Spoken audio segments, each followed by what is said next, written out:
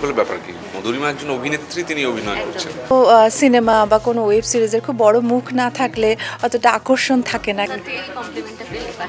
না না, এখনো কিছু শেষ হোক, নাহলে আর কি, এটা তো গোটা জিনিসটা দেখার পরে একটা ভালো লাগছে। I am really hooked. আমি বাকিগুলো এক্ষুনি দেখে ফেলতে চাই, সেই কারণে চা বিরতির পরেই আবার ঢুকে সেগুলো দেখবো।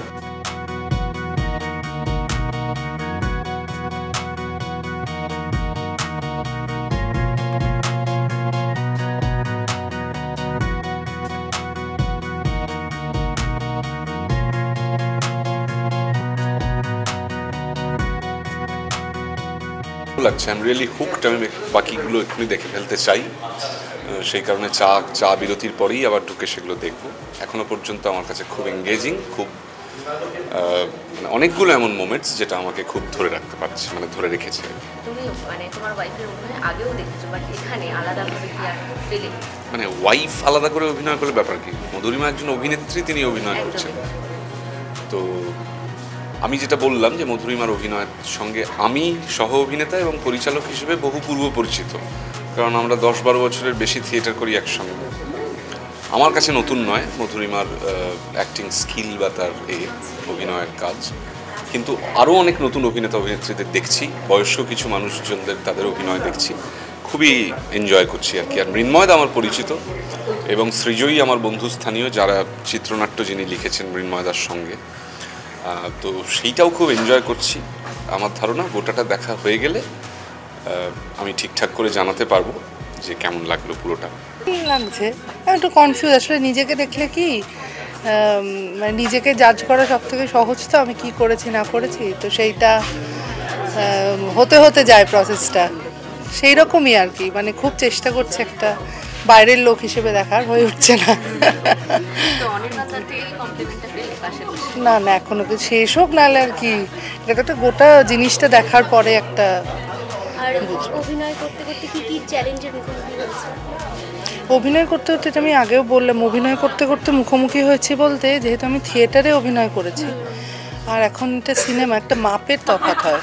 সেই মাপটা বুঝতে আমার বেশ বেগ পেতে হয়েছে কিছু কিছু সিনে। মানে আমার মনে হয়েছে আমি তো ঠিকই করছি, আমি তো এরকমই করি, কিন্তু সেটাকে একটু কমানো, কোথাও একটু বাড়ানো, বা ডাবিংয়ের সময় কিছু শুনে মনে হচ্ছে আমি তো ঠিকই বললাম, কিন্তু আমি যখন ওটা আবার শুনছি মনে হচ্ছে যে না, এটা আরেকটু এক্সপ্রেসিভ গলা দিয়ে হতে পারে বাচিকে।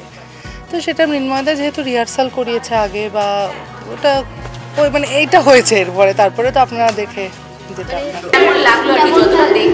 আমি দুটো এপিসোড দেখার সৌভাগ্য হয়েছে আমার, একটা কাজ থাকার জন্য বেরোতে হচ্ছে, কিন্তু খুব ইন্ট্রিগিং।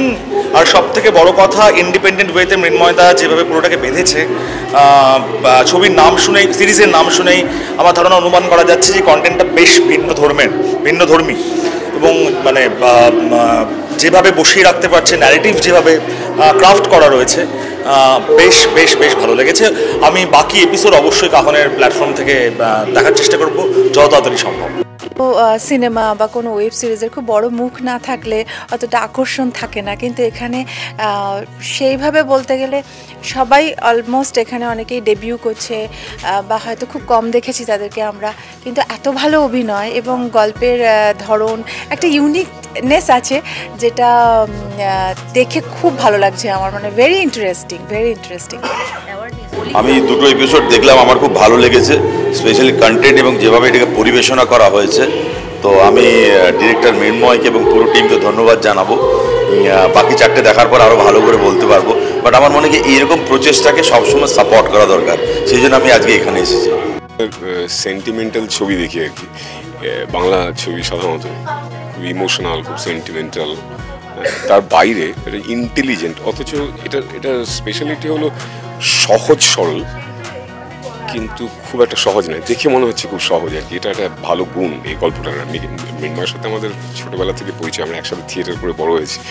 এই থিয়েট্রিক্যাল এলিমেন্টটা এর ভেতরে রয়েছে, যেটা প্লাস পয়েন্ট আর কি। সাধারণত সিনেমা বললেই অনেকটা লেন্স, লাইট, এগুলো তো থাকেই আর কি, সেইগুলো কি একটা ইউজ করে, কিন্তু এখানে থিয়েট্রিক্যাল জিনিসগুলো আমরা অনেক সময় মিস করে যাই আর কি।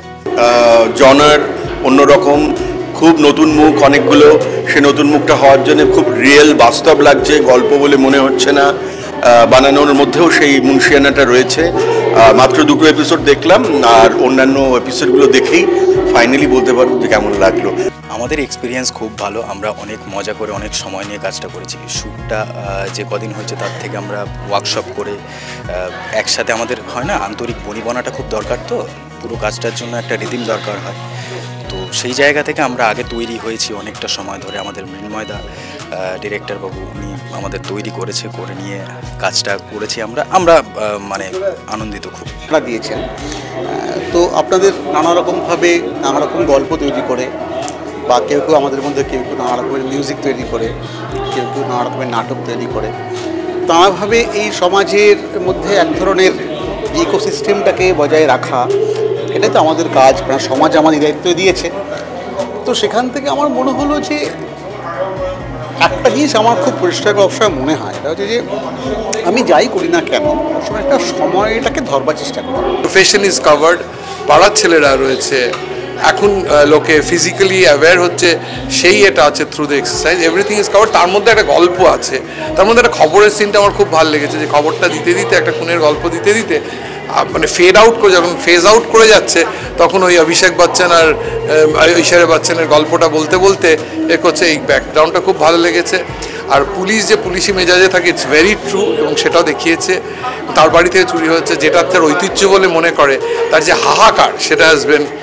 সেরকম মেয়েটি যে who is empowered from the sculpture by profession, যে তার যে দুঃখ, মানে তার যে বেদনা, যে ভেতরে যে বাবার ছেলে হয়নি বলে, উইচ ইজ ভেরি